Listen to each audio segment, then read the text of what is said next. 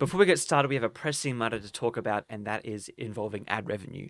Right now, it's not consistent, and at this current rate, it isn't sustainable. You guys can support us on Patreon, Utreon, Subscribestar. All the links will be down below. Something as little as $1 to $2 to $5, whatever you can spare to help us make this content would be fantastic, because ad revenue ain't cutting it at this point. We also have the Shadow of the Conqueror Second Chance Kickstarter campaign. If you missed out on the first one, you can now you have your chance to get one. But we thank you all for watching, and we hope that you can continue to support us and help us make these amazing channels, amazing videos for you all to enjoy. Yeah. Anyways, let's head straight into it.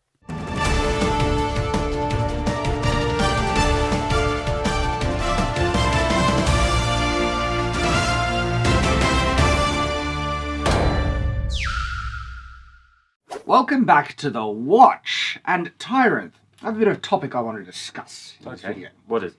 So, there is an idea that I actually respect. I don't begrudge anyone to having this idea, but I think there's a bit more complexity and nuance to be had about it. And it's the idea of do not support the products made by people who hate you. Yes.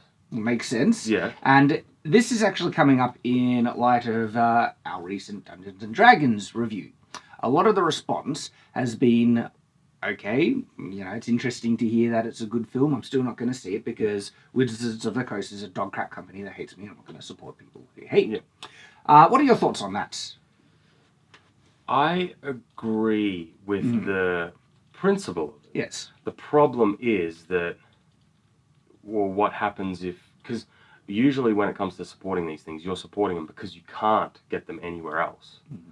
And me and you are both big believers in creating our own media. Mm-hmm. But a lot of our own media isn't mainstream like that. So how are you going to make a Dungeons and Dragons movie? Mm-hmm. For example, if you want to watch a Dungeons and Dragons movie, there's only one game in town and it happens to be that.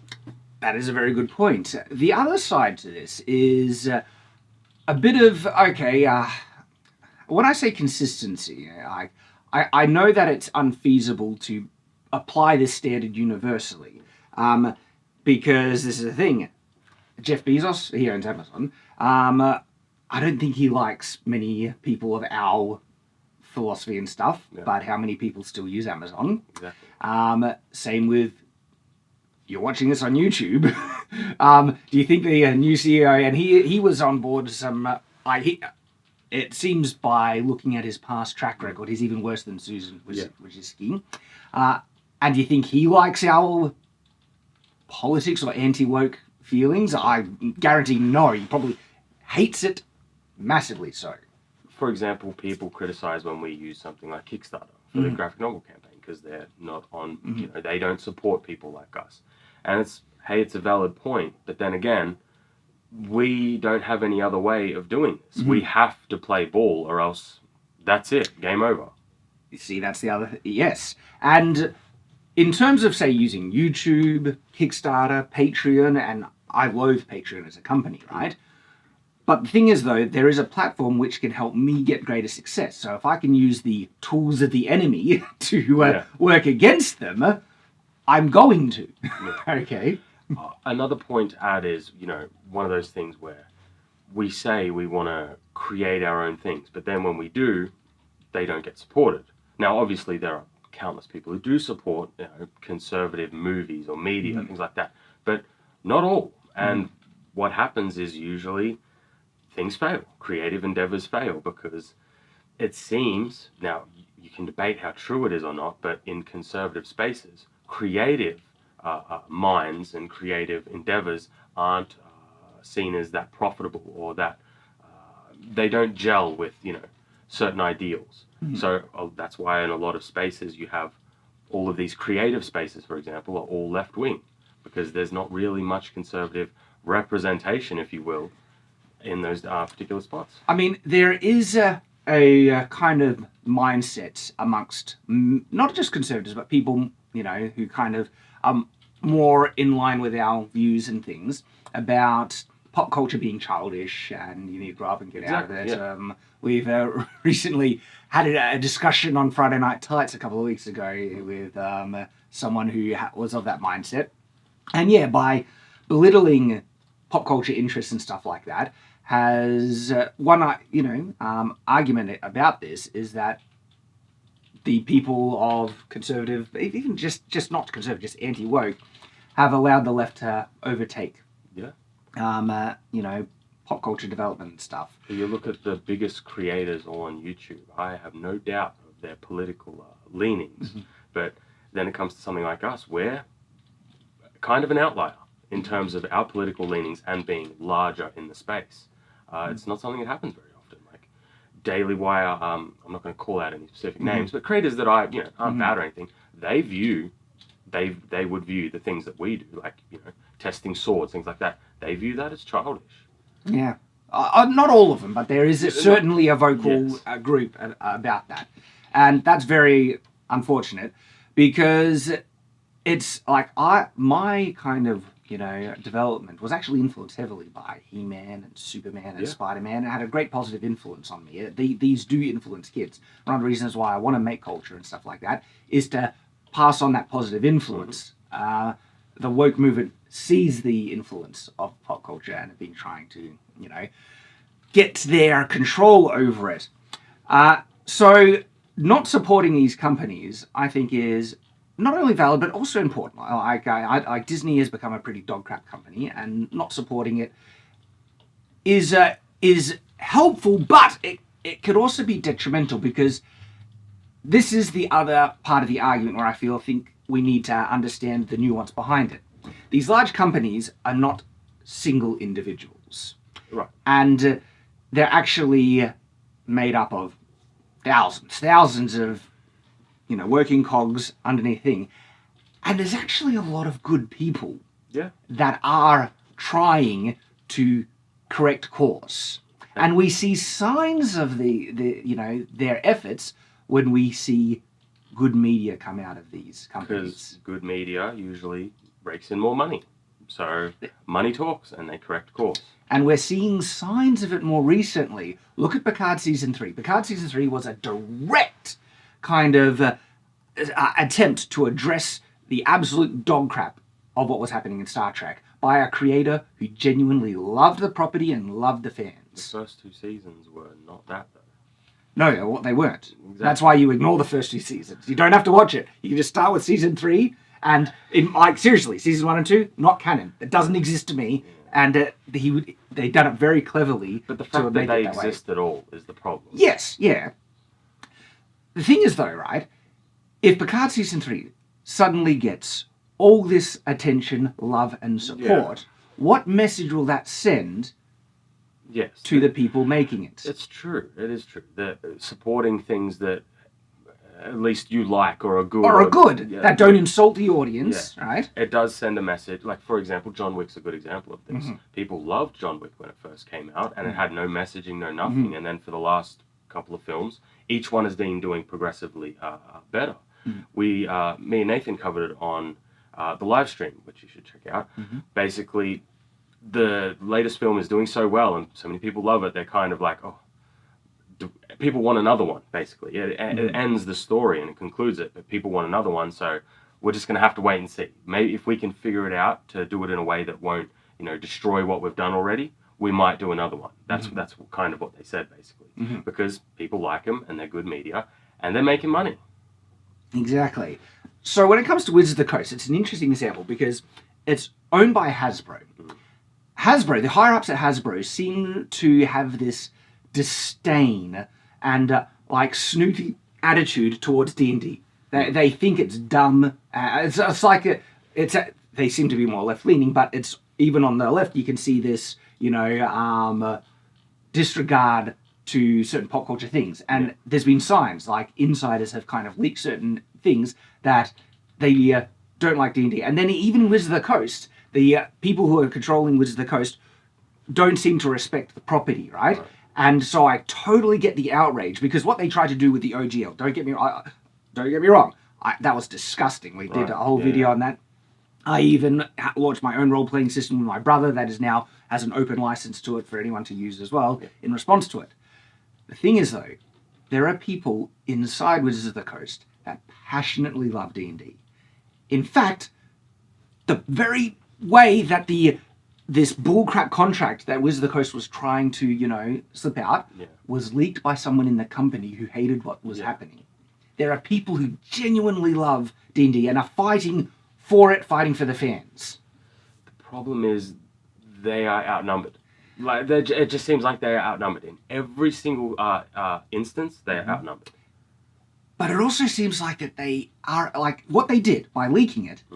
That caused the fans to win. Yeah. Okay, like Wizard of the Coast had to backtrack for it. But it's more. I think you got to acknowledge that it wasn't a political left or right thing. It was just bad. So everybody could get on board with how terrible it was. But it was more fans versus corporation in that sense. Yes. And yes, I'm usually always on the side of the fans.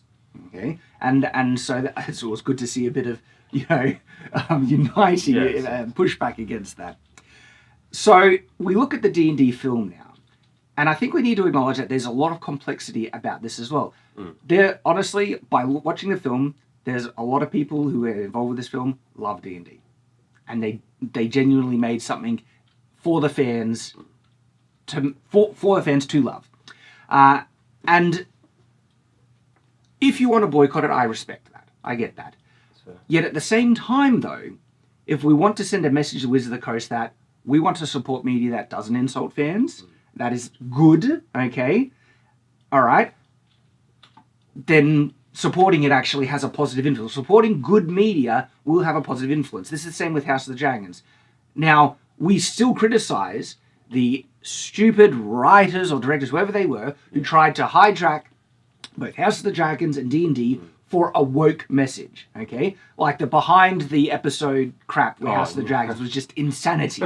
Woke insanity, which was contradicted by the show itself. Yeah. The show of House of the Dragons has a more anti-woke message about fatherhood and self-sacrifice, and it's got some really bold stuff in it. Well, what I loved about the House of the Dragon inside the episode was when they would say things, they show you what's happening, and you look at it and you go, I did not get that at all. Was that what you were going for? Because that's not what happened in this scene. It was a lot of that, and you're just like, what are you talking about? Well, it gave the impression that these people who were saying these things weren't actually the ones in control of creating the thing. There was someone else who understood story and characters, who had more control to not allow it to get subverted. I would call you a conspiracy theorist if I hadn't seen the inside the episodes where they're literally talking about scene by scene, and you're like, that doesn't happen in the scene. What are you talking about? So, well, it was kind of confirmed because there was two showrunners on House of the Dragon. One was the woke guy who was always spouting the crap, and one guy who didn't say much,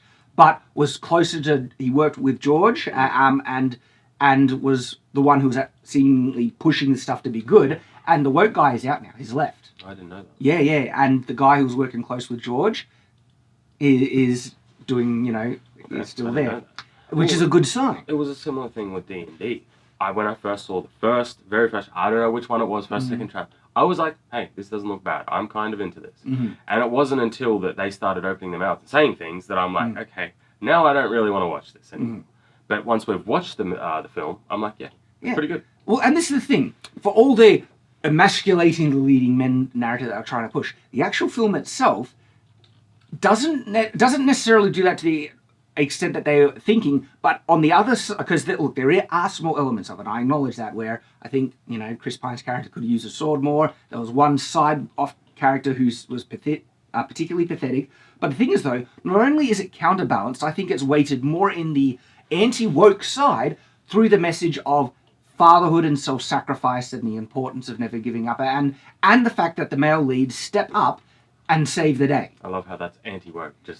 It seems like that because the attack against masculinity is prevalent in the woke movement, and they always love depicting fathers being deadbeat dads who abandon their families, because dads are useless and they're not important for their children, and it's mothers are the most important thing and everything.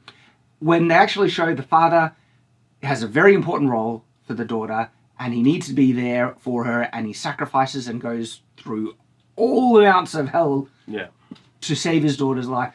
And that is assault. That's a great thing. I love to see that. And that pushes against the toxic masculinity kind of stereotypes that they'll love to push. And so if this is a film that is supposed to be pushing a woke message, it wouldn't have this, those story Well, elements in it. there was barely any messaging. Except for that, like you said, the little guy. But yeah. I didn't even catch it because I don't know that much about D&D lore, so I didn't even catch that. So. Yeah, and I mean, people will try and look. They say about like there's the woman is the most strong warrior person, right? Whenever stuff like this comes up, it's all a matter of context, and we've said this multiple times. Where if we see a barbarian, exactly, like there are movies and films where we see this little girl who has no size or weight to her kicking the crap out of men, and it's based on Earth, and we're like, that's stupid. But even when we're criticizing that, we say when it comes to like fantasy, like Wonder Woman with superpowers, that's a completely different thing, okay? Story, yeah. And that's why we don't criticize Wonder Woman. But this other kind of stuff where they want the kick-ass female and everything, and we try and say we love kick-ass females, just do it right. Well, guess what? D&D is one of those films where it's done right because it has a female barbarian in a fantasy setting where that stuff is not only accepted, it's part of the world. And her relationship with the main character is one of like friendship and support. Yeah. I don't think I saw her tear him down once in the film, where she's constantly trying to help him achieve his goals in supporting his daughter, saving the day, and they actually have a good, positive friendship. Where in a lot of woke films, they are either the daughter or the female is constantly showing how dumb the guy is, or correcting them, or being smarter than them. It's everywhere. But not in this film. Yeah, this film was fine. I thought it was a good film, and it's a film that I could watch again without like being forced to. I'm literally taking my kids and my mum to see it today. I'm going a second time. Like, this is a film that has such positivity to it. I actually want my kids to watch it to get those positive vibes, and because it's fun. And it has less kind of subversive messages than even Shazam! Fury of the Gods. And Shazam had it, lower than a lot of other films. It was definitely there in Shazam. The product placement was worse in Shazam than any messaging. There was there was zero. There was one little tiny thing that didn't even matter. It wasn't, and it made sense within the plot, relatively speaking. It was fine. I'm worse. My opinion of Shazam is getting worse and worse. But with D&D, right? It's got a lot more I think about, the better it gets. And for a child, there's nothing that would have a negative impact on a child. And on the flip side, there's things that will have a positive impact on them to help them, get inspired to be self-sacrificing. This is the type of media we would want made for our kids. And so I think it's actually good for those who want to support it, to send a message that this is the stuff we want. And we can be vocal about why. Not because of the emasculation, because it's not actually there. That's a lie. It's bullcrap, okay? Not to the extent that they are trying to claim. No, we're supporting it because it actually honours the fans, honours the property, okay? Any of the attacks on Chris Pine's character are always in terms of, like, his intellect, because he does dumb things. Not because of his gender or his masculinity. It's never that. It's like, well, your plans always fail. And he's like, well, it's never along the lines of like an insult where like, oh, you're dumb because you're a man. It's never that. Yeah. It makes sense within the context of the story. And it's humor, usually. And exactly. They're never actually truly sincere about trying to say he's dumb, because they all rely on him for the plan. Yeah. There's a reason why. And he does. Like, he's the leader. And he actually actively comes out and saves the day because of his intelligence and charisma and all of that. And so it works really well. They achieve that. And then the male wizard, he has his arc where he becomes, competent. And he even gets the girl at the end, which is awesome. You good. Love that. Yeah. And even the girl who was a bit more moody, right? She's on their side. She doesn't rip them down or not even very much. She asks questions, right. And she's skeptical, but she's there to help them out at the end of the day, which is good to see a group of people who are supporting one another. And so that's the side that I think it's important to acknowledge. And in terms of Wizards of the Coast profiting off D&D, okay, I don't play D&D anymore, because not only do I not like Wizards of the Coast as a company, I find their product, D&D itself, has gotten a bit too silly. But guess what? I still play D&D 3.5 at times. D&D still lives, okay? And you can still love the good elements of it. And by supporting the good parts of it, again, message to the company that this is what we want. We don't want the subversive stuff, and we don't want, attacking fans. But there are parts about this fan base that I still love, that I'm still going to support. And I actually think, in terms of giving Wizards of the Coast money, I'm not sure. It depends on the contract, because most likely Wizards of the Coast has already gotten the money from the D&D probably rights. the licensing. Exactly. They sold the license, the rights for the film to whichever... I think it was Paramount. Was it Paramount? I think it's Paramount. And they already got their paycheck. Yeah. And now but it's like Paramount, or whoever made the film, they're the ones making the money. Same argument, though, just Paramount is, all the movie studios are pretty crappy. Support it when you like it, and don't support it when you don't Well, like it. this is the other thing, because if you do choose to support it, guess what? You will be supporting the good people who are part and attached to it and worked on it. There's a lot of good people who do work on film and in the industry. Yes, this is true, but then it's like, do you want to support Rings of Power Season 2 or Halo Season 2? No, because I don't want to support even the good people who are forced to make bad crap. But I will support the good people working and end up working on good media. Good projects, yes. Because I want those people to be supported. They're good people. And hopefully, if we support the good stuff, more good stuff will be made. And therefore, they can work on it. That's the hope. That's the hope. Well... A fool's hope, but a hope nonetheless. I think it'll at least have a small impact, because will. surely they'll wake up and realize, because if D&D is successful from all the support and they get the wrong idea that it's a money maker, we can use it to as a vehicle for our messaging, and then they try and make a sequel that is nowhere near got the sincerity and charm and goodness of this first film, and it's all dripping in woke, we'll review it and we'll let you know. Yeah. And you'll know whether you feel it's valid of support or not, because that's what we do. We stay on watch.